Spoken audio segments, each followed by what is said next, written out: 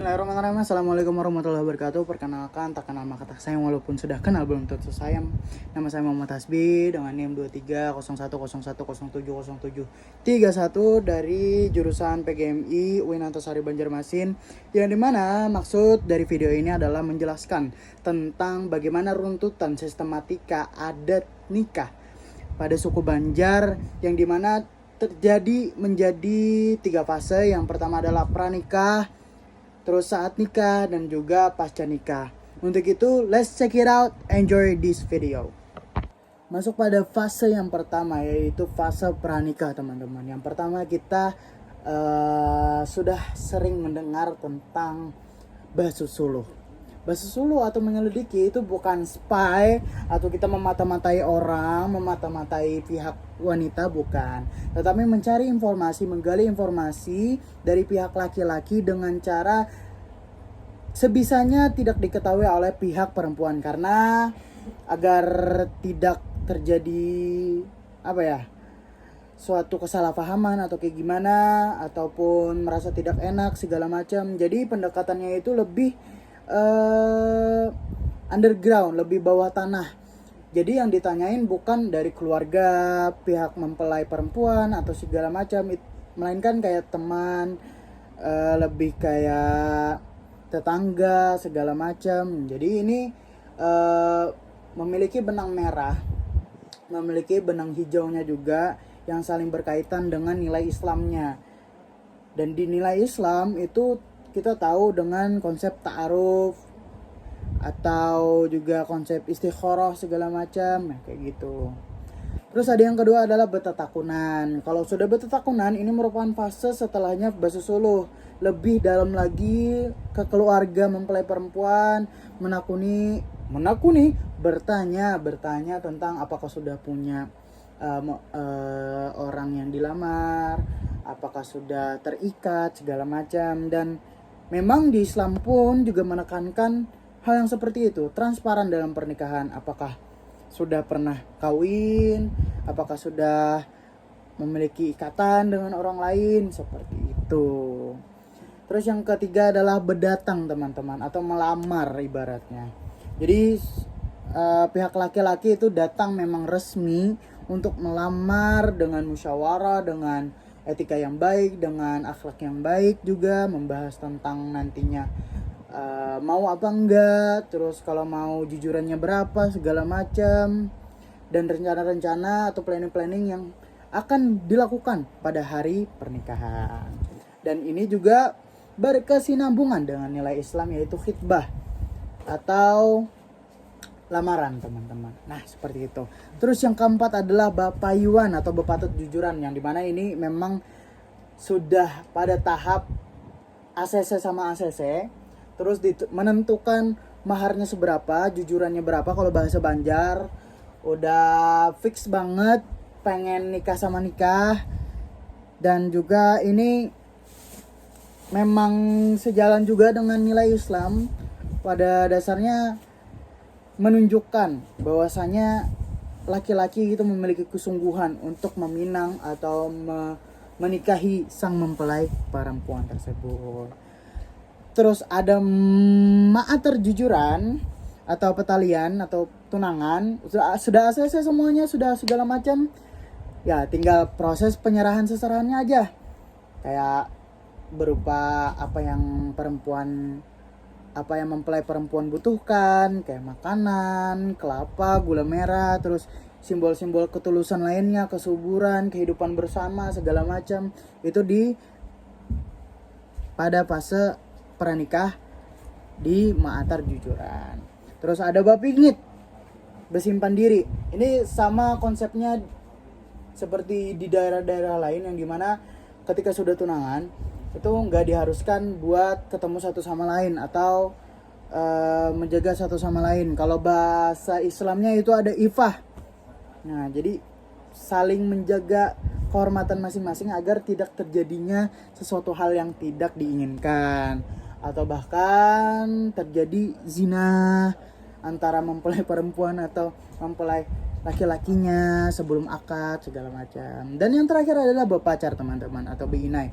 Kalau sekarang itu enggak terlalu ada lagi orang yang berpacar atau binai, tapi sekarang lebih pakai henna teman-teman, kayak ukiran-ukiran untuk mempercantik tangan, mempercari apa segala macam. Tapi pada dasarnya kalau emang orang Banjar banget ya, itu emang kudu pakai pacar gitu loh, agar ya you know what, mempercantik wanitanya untuk suaminya begitu. Dan juga kalau di nilai Islamnya, Rasulullah Shallallahu Alaihi Wasallam pun menganjurkan bahwasanya wanita itu harus berhias untuk suaminya kan, bukan untuk malam Jumat aja, tapi untuk seterusnya atau bahkan dari permulaan udah kayak gitu, ya harus kayak gitu, biar ini sejalan juga dengan sunnahnya di Islam. Nah untuk pranikah itu kita udah membahas pranikah. Oke, mungkin kita akan mempersingkat materi yang akan kita bahas. Yang pertama ada pranikah tadi, dan yang kedua ini akan kita bahas adalah saat nikah atau hari nikahnya. Yang pertama itu ada badudus atau bahasa ulusungannya bepapai. Itu kayak mandi-mandi sih untuk dari mempelai perempuan, dari mempelai laki-laki itu. Dan juga pelaksanaannya itu menggunakan air doa, terus bunga harum oleh tokoh adat atau orang-orang tua di sana, disertai bacaan doa keselamatan yang diharapkan pernikahan tersebut mendapati pernikahan yang sakinah, mawaddah dan juga warahmah. Terus ada akad nikah. Puncak prosesi pernikahan kan memang untuk akad nikah kan. Ibaratnya itu adalah suatu proses di mana pengesahan antara nih suami dan ini juga istrinya, seperti itu.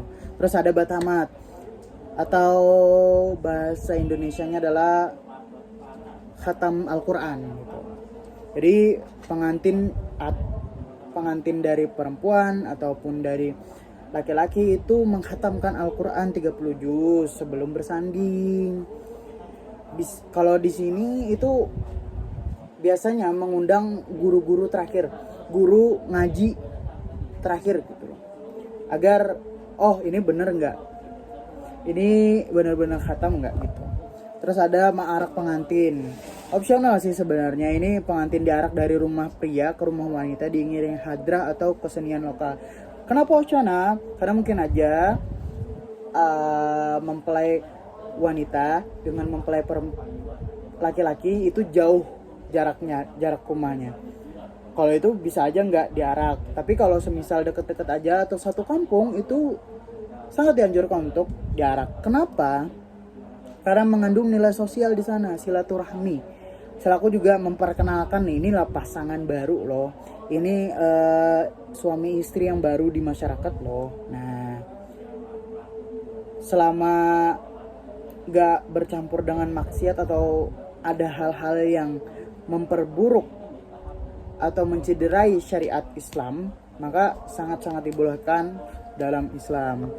Terus yang terakhir ada bersanding atau betatai. Kedua mempelai duduk di pelaminan berdua, meminta restu, makan bersama dan sungkem kepada orang tua ataupun juga orang tua dari mempelai perempuan dan juga mempelai laki-laki, seperti itu.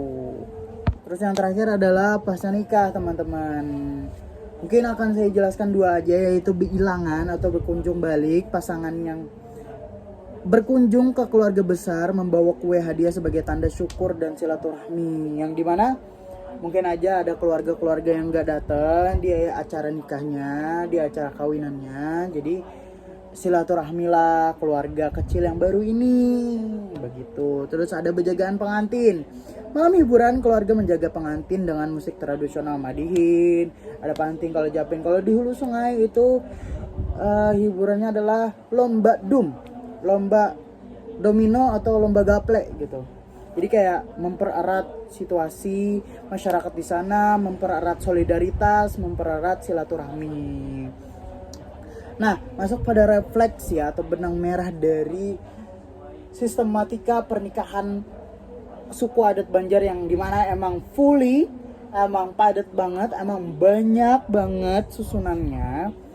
Bahwasanya dari saat dan juga pasca pernikahan adat Banjar itu memiliki hubungan yang tidak terpisahkan, memiliki hubungan yang dialogis, dinamis, heterogis, dan memang tidak bisa dipisahkan dari Islam dan budaya Banjar itu sendiri. Karena pada dasarnya Islam tidak menolak tentang kebudayaan-kebudayaan Banjar. Apalagi sekarang budaya-budaya Banjar itu diakulturasi dengan nilai-nilai keislaman yang menuntun ke jalan yang lebih baik, agar selaras juga dengan nilai-nilai tauhid yang ada pada Islam sekarang. Terus beberapa adat yang mungkin masih memiliki kepercayaan animisme, dinamisme, itu sudah bertransformasi menjadi simbol harapan, doa sesuai dengan penyuciannya dan juga kebersamaan atau silaturahmi itu sendiri. Makanya dulu mungkin ketika ada suatu adat menggunakan mantra-mantra, sekarang dengan doa yang memang islamisasi banget gitu loh. Terus unsur-unsur yang jelas bertentangan dengan akidah sekarang kayak sesajen, apalagi untuk racun tangga apa segala macam itu udah perlahan dihilangkan karena emang tidak sesuai dan tidak sejalan dengan masyarakat sekarang yang mostly di Banjarmasin itu muslim semua, dan itu menandakan islamisasi tadi. Dapat kita simpulkan atau dapat kita artikan, Islam di Banjar itu hadir bukan untuk menghapus budaya Banjar teman-teman, melainkan menuntun budaya Banjar ini ke jalan yang lebih baik lagi, ke jalan dengan nilai ibadah, dengan nilai meminta keberkahan kepada Allah Subhanahu wa taala. Dan adat Banjar ini menjadi cermin untuk adat-adat yang lainnya, untuk budaya-budaya yang lainnya, bahwasanya Islam itu tidak merusak. Islam itu membersamai.